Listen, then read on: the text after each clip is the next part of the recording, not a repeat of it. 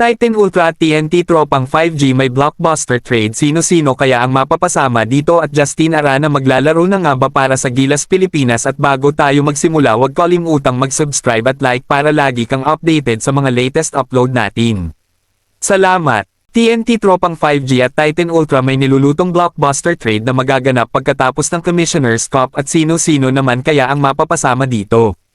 Ayon sa trusted at reliable source na si Slobodo, ang inaayos na trade ang Titan Ultra at TNT Tropang 5G na mabigat-bigat na players ang mga kasama dito. Ayon din kay Slobodo, binibigay na kapalit ng TNT Tropang 5G si Reynam Batak sa Titan Ultra para maging kapalit ni Joshua Munzon, pero may sagot ang Titan Ultra na gusto nitong maka-straight swap ay si Jordan Heading para maging kapalit ni Joshua Munzon para sa TNT Tropang 5G. At tingin natin mga ka-Lloyd Sports Zone, kung matuloy man ang trade na ito, masasabi nating patas namin ang magiging resulta dahil alam naman natin kung ano ang kalidad ng mga players na napabilang sa trade rumors na ito. At kung kayo ang tatanungin mga ka-Lloyd Sports Zone, sa tingin nyo matutuloy kaya ang trade na ito, comment na.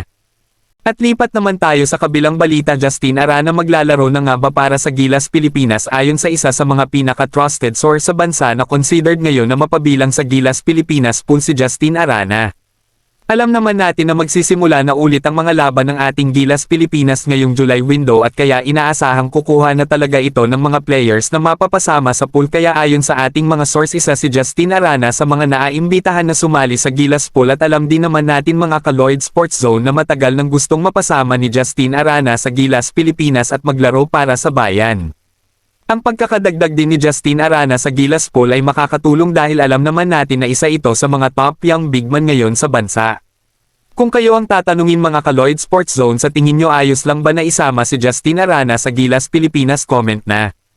At bago matapos ang ating video, huwag kalimutang mag-subscribe at like para lagi kang updated sa mga latest upload natin. Salamat!